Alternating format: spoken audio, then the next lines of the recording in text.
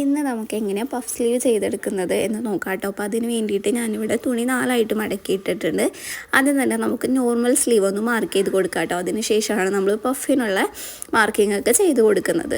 അപ്പോൾ ലെങ്ത്ത് ഞാൻ മാർക്ക് ചെയ്ത് കൊടുക്കുന്നുണ്ട്. തയ്യൽ തുമ്പോട് കൂടിയിട്ടുള്ള ലെങ്ത്താണ് കേട്ടോ മാർക്ക് ചെയ്ത് കൊടുക്കുന്നത്. അതിനുശേഷം ആ കൈക്കുഴി വരുന്ന അവിടുത്തെ വിട്ടാണ് മാർക്ക് ചെയ്ത് കൊടുക്കുന്നത്. അത് മാർക്ക് ചെയ്തതിന് ശേഷം ഞാൻ അവിടെ ഒരു സ്ട്രെയിറ്റ് ലൈൻ വരച്ച് കൊടുക്കുന്നുണ്ട് കേട്ടോ.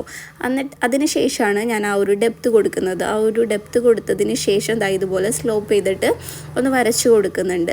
അതിന് ശേഷം നമുക്ക് സ്ലീവിൻ്റെ റൗണ്ട് ഒന്ന് മാർക്ക് ചെയ്ത് കൊടുക്കാം കേട്ടോ. അപ്പോൾ സ്ലീവിൻ്റെ റൗണ്ട് വരുന്നിടത്ത് നമ്മൾ തയ്യൽ തുമ്പോട് കൂടിയിട്ടുള്ള മാർക്കിംഗ് ആണ് ചെയ്ത് കൊടുക്കുന്നത്. ഇനി നമുക്ക് ആം റൗണ്ടിൻ്റെ ആ ഒരു ഷേപ്പ് ഒന്ന് വരച്ചു കൊടുക്കാം കേട്ടോ. അതിൻ്റെ സെൻറ്റർ മാർക്ക് ചെയ്തിട്ട് നമ്മൾ ആ ഒരു ഷേപ്പ് വരച്ചു കൊടുക്കുകയാണ്.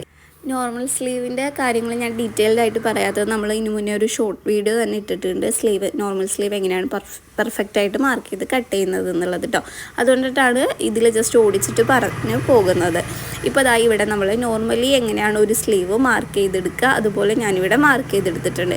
ഇനിയാണ് നമ്മൾ ഇതിൽ നിന്ന് പഫിനുള്ളത് മാർക്ക് ചെയ്ത് കൊടുക്കുക. നമ്മുടെ നോർമൽ സ്ലീവ് എവിടെ നിന്നാണോ അതിൻ്റെ മുകളിലായിട്ട് നമുക്ക് എത്രയാണോ പഫ് വേണ്ടത് ആ ഒരു ലെങ്ത്ത് നമുക്ക് മാർക്ക് ചെയ്ത് കൊടുക്കാം കേട്ടോ. ഞാനിവിടെ ഒരു 3 ഇഞ്ചാണ് കൊടുക്കുന്നത്. നല്ല പഫൊക്കെ വേണമെങ്കിൽ നിങ്ങൾക്ക് 3.5 വരെ എടുക്കാം.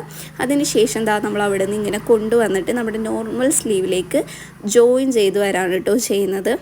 ഇപ്പോൾ നിങ്ങൾ ഇതിൽ കാണുന്നത് പോലെ പഫ് കൊടുത്തുനിന്ന് നമ്മുടെ നോർമൽ സ്ലീവ് ഉണ്ടല്ലോ അതിലേക്ക് ഇതുപോലെ ഈ ഒരു ഷേപ്പ് നമ്മൾ മെയിൻറ്റെയിൻ ചെയ്ത് കൊണ്ടുവന്നിട്ട് ജോയിൻ ചെയ്തെടുക്കുകയാണ് ചെയ്യുന്നത്. ഓക്കെ, അപ്പോൾ ഇത്രയേ ഉള്ളൂ. വളരെ സിമ്പിളായിട്ട് നമുക്ക് ചെയ്തെടുക്കാവുന്നുള്ളൂ. ഇനി നമുക്കതൊന്ന് കട്ട് ചെയ്തെടുക്കാം കേട്ടോ.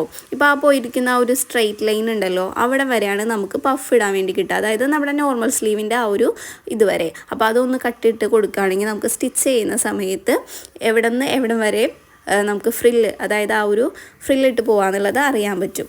ഓക്കെ, അപ്പോൾ ഇത്രയേ ഉള്ളൂ.